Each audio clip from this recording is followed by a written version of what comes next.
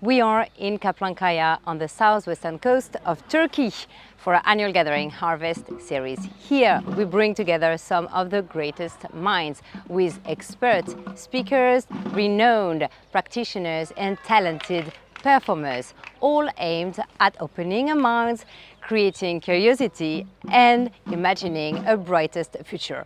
I hope you like this interview.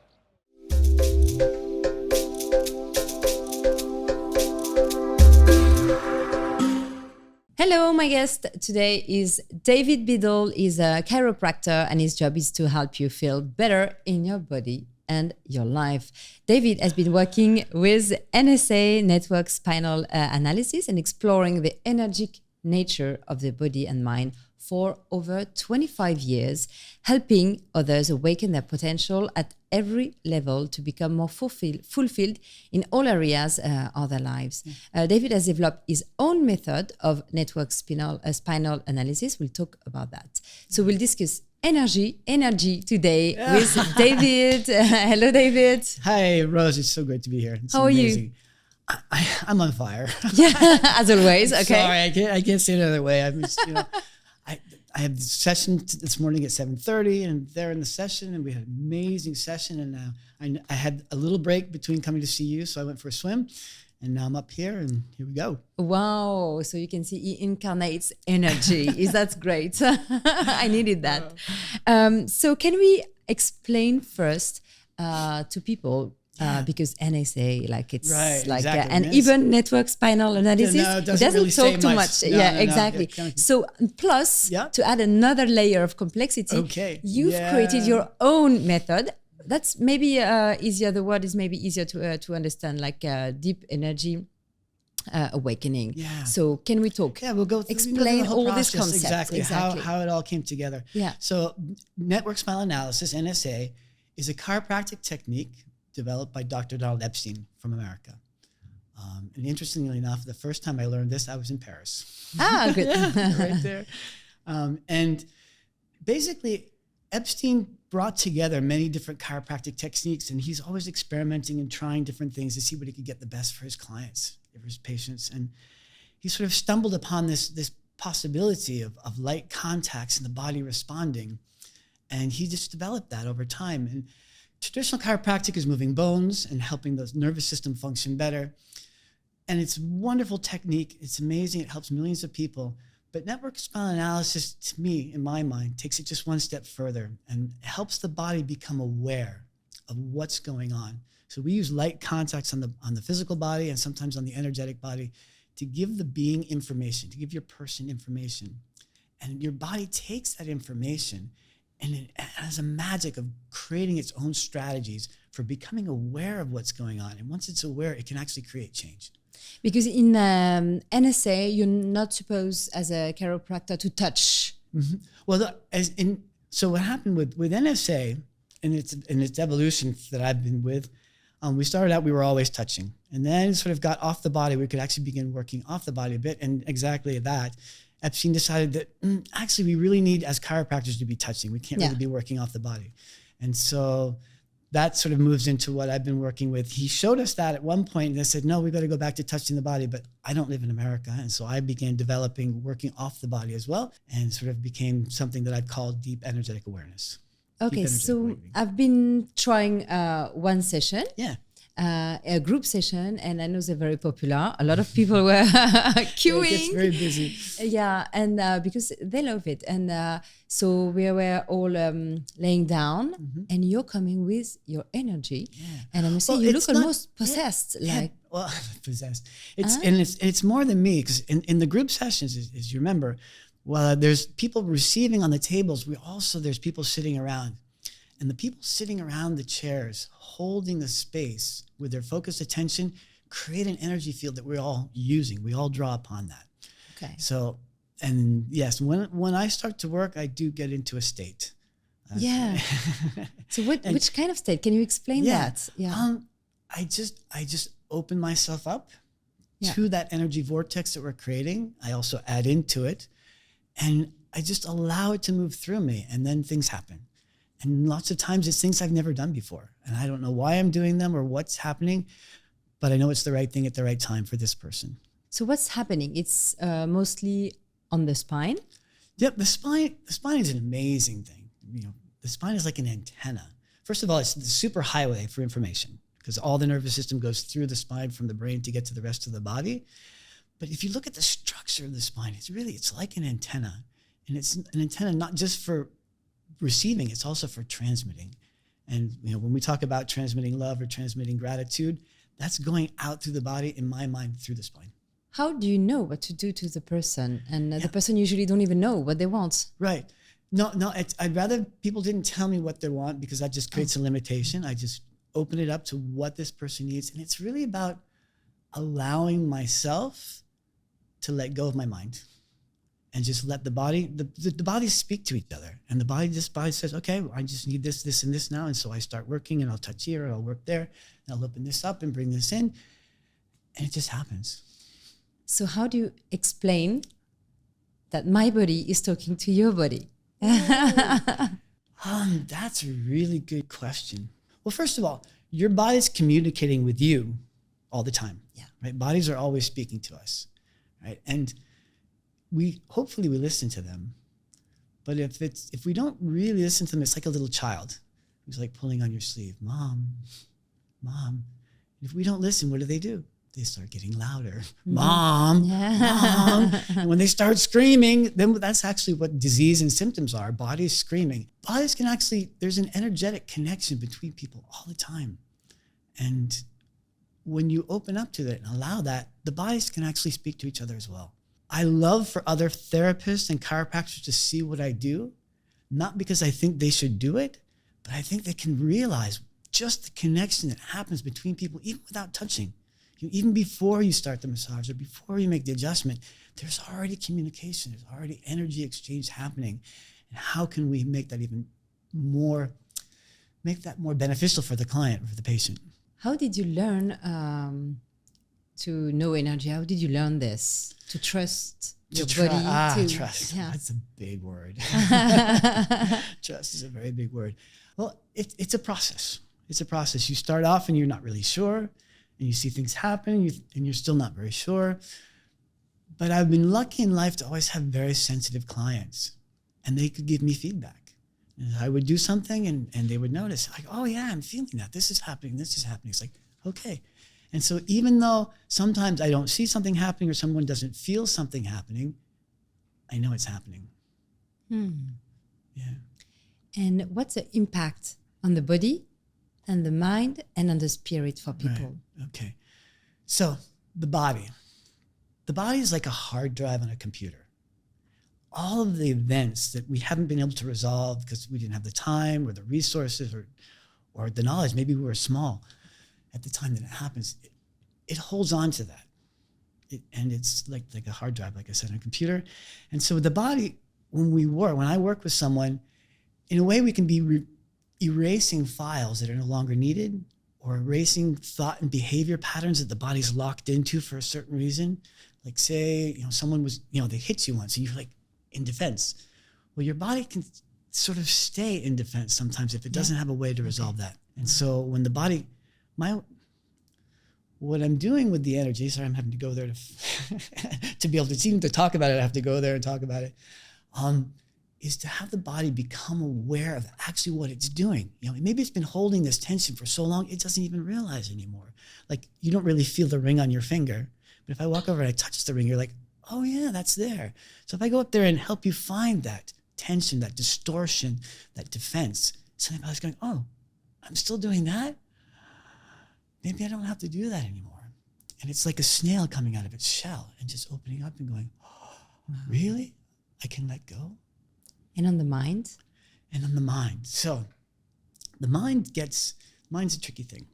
Mind is always working, generally. And that's what it does. And so being able to slow down and go into parasympathetic is something that the body learns to do with this type of work because it's suddenly becoming observing that, oh, I'm in sympathetic. What else can I do? Oh, I can come down out of sympathetic into parasympathetic. And that actually changes your blood flow to the brain. Did you realize that? When we're in sympathetic mode in the autonomic nervous system, the blood flow to your actually reasoning, Okay. thinking part of the brain is actually reduced. You're just reacting. And when you can change that, the whole system shifts. You can actually think and focus in a different way. The impact on the spirit. So spirit, we are energetic beings. And the more that you can sense that and enter into that possibility, that shifts your spirituality from my point of view completely. Okay. When you can have a firsthand experience of what it is to feel and be energy, that totally shifts your perspective. I mean, there's not machines to measure these sort of things. So these come from quantitative or qualitative analysis and retrospective studies. And actually with NSA, when I first joined, they had done a retrospective study on 3,000 or 2,300 people, clients, who filled out a questionnaire about their quality of life and wellness. And Network Spinal Analysis was shown to be significantly improved their quality of life and wellness in 6 different categories. Okay. And so that's one way of measuring. There is no science yet behind this. So right now you're sitting in your chair, right? Yeah. Why aren't you floating around the room? Well, because there's gravity. Yeah. Right? But you're using gravity to not fly around the room, right? You're using. How does it work? We use gravity every day. We know so much about gravity that we can predict the movement of planets and galaxies millions of miles away. But you've asked any physicist exactly how gravity works, and they're like, we might know, but we don't really know. Okay. So that's 2 different things. So like knowing how something works and knowing that something works. Yeah. Okay. And you can quantify and look at the results and what's happening without having to know exactly how. Can it be dangerous if it's practiced by the wrong people? Practicing, I mean, network chiropractic is spinal analysis is only taught to chiropractors, and we have a background in physiology, and it's actually chiropractors. I don't know if chiropractors in Europe are the same as in America, where we also have 5,000 hours of school, like a medical doctor. It's very similar to a medical doctor. And in terms of working with energy and working with bodies, when the intention is clear and open, there's really no danger from my point of view. People can go into deep processes and be uncomfortable, and holding the space and allowing them to move through it is the most important thing. Who comes to see you, David? I have people from all walks of life, all ages, looking for all kinds of different things. Some people come in like I'm a mechanic saying, fix this. And there's people like that, and I can help them. But most people come to see me looking for a change in their life, change in how they relate to themselves, how they relate to the world. They might have had some physical or trauma in the past, or some emotional trauma, and I can help them release that from their body. Because a lot of times I get clients from psychologists. They've been working on the mental aspects of things, and they get to a certain point and they just don't advance because it's still part of it's in the body. And when I can release that, they can move ahead. Wow. Yeah. So you freeze the energy locked. Sometimes the energy is locked somewhere. Is there a good energy and a bad energy? Oh, my favorite question. My favorite question. So to me, energy is like light. Okay. Yeah. Is there good light and bad light? No. I can have a flashlight, right? And that flashlight, I can shine it in your eyes, and that's not very nice. But with that same light, I can light your way. So to me, in the past, people have come into my office and say, "Oh, your office is so clean." I'm like, well, someone comes and they clean, right? It's like, no, there's none of that black sticky energy in here. It's like sometimes in therapist's office, you can sense that. And I thought, that's interesting. I never even contemplated that possibility. And I think because that's not even part of my universe, we don't create it. Right. That's my take on things. Wow. How many sessions do you usually need? Can it be like, can you have someone feeling fixed in one session or more long term? Well, I love that question too. So the group sessions that I'm doing here at Harvest kind of developed from something that, from working in health fairs. I would be in a health fair showing my work and explaining it to people, and I would work on someone on a table. And it's interesting work to watch. And so there would be a crowd gathering. And so there's 20 people watching what I do. Amazing things would happen, and things that would normally take 5-10 sessions suddenly happened in one session. And because of the focused energy of the people watching, adding into the mix. And so I would see the people I'd worked on maybe 2 or 3 years later, and they come up and say, "Oh, you're the one.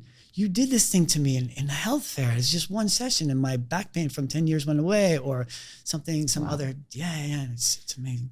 I saw, when we did a session, I saw a lady crying. Sure. Is it something that you get a lot, crying? Crying, okay, so emotion is energy in motion. It's energy moving, it's energy releasing. And so often we see that. And it can be crying, it can be laughing, it can be any kind of emotion moving and changing. But people tend to store their emotions in a way that it's released with crying when I work with them, yes. Wow.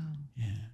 And as you remember, the part of the work of the people holding the space was to allow them to do that and to take away any break, take the brakes off and just say, good, go for it, do it, and allow them to express that emotion.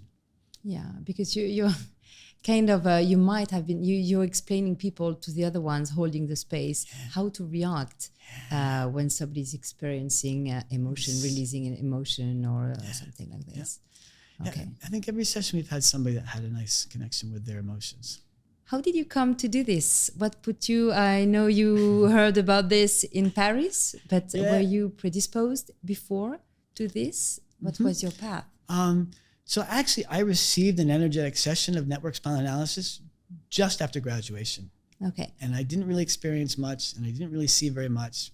And I thought it was for people who don't know how to adjust. I thought, oh, this doesn't really do anything. I don't know why they were doing this.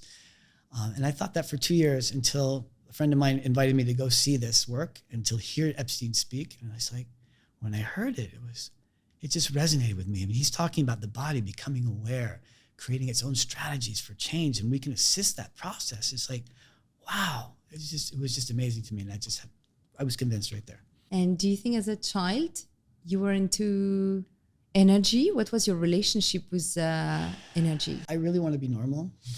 As a kid, I wanted to be normal, and I just realized that I wasn't normal. I remember reading books about ESP when I was 7 years old. I remember reading about yogis and practicing being able to go into that state where you just don't even have to breathe. And I remember working with the energy in my body, in my head, to the point where I would be like asleep and these like lightning bolts would go off in my head. So yeah, no, I was. You were special. Okay. Yeah. Okay. I'm still working through that. Wow. Yeah. So you think you have you will not like this question again, but do you think you have a special power? I try and deny it, but I think I have to admit yes. Yeah. Wow. How do you take care of this power? I have downtime.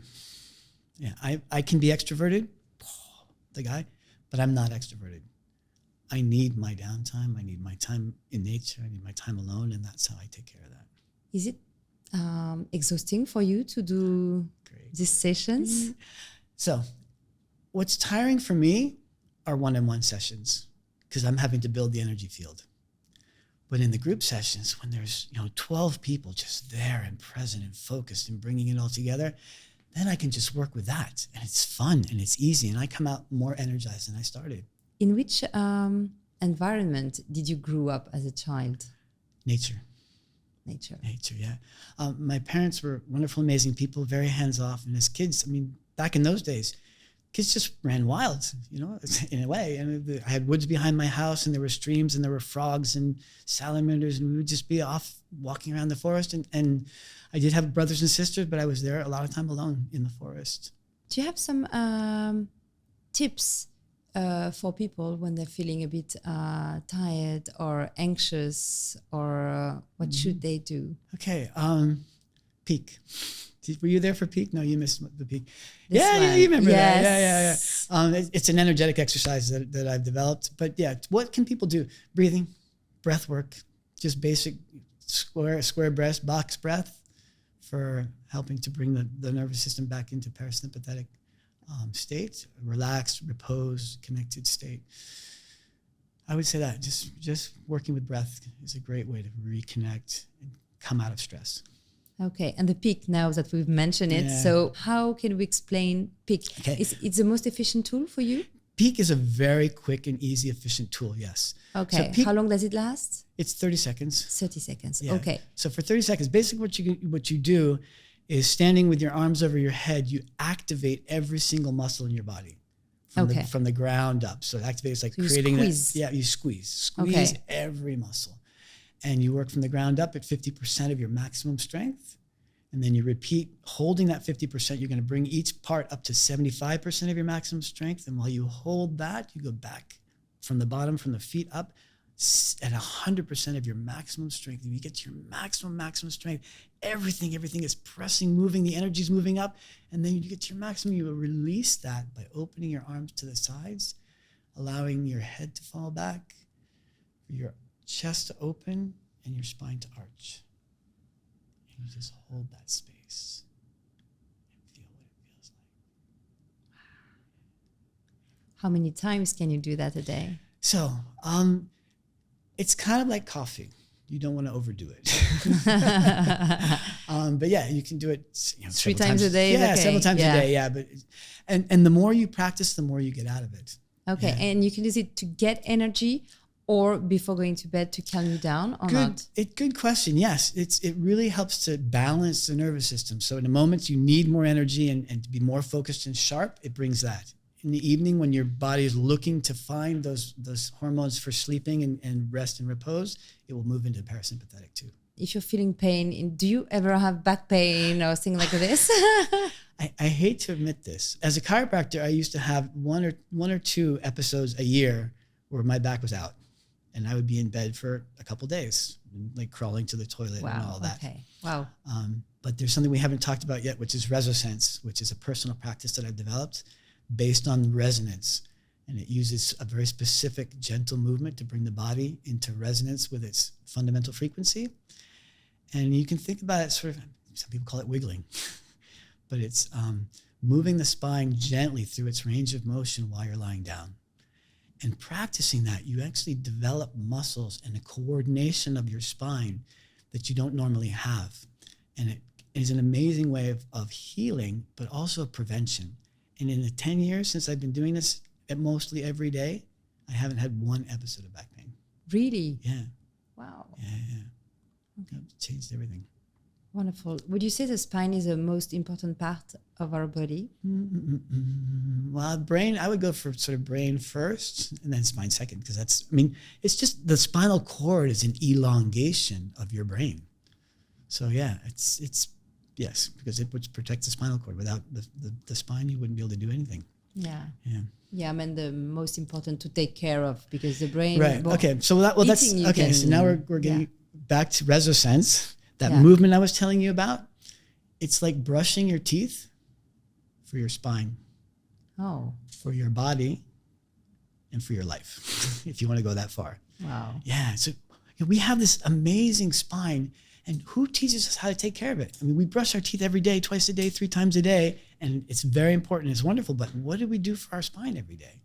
What if you could wake up and in 5 minutes of gentle movement in bed even, be brushing your spine?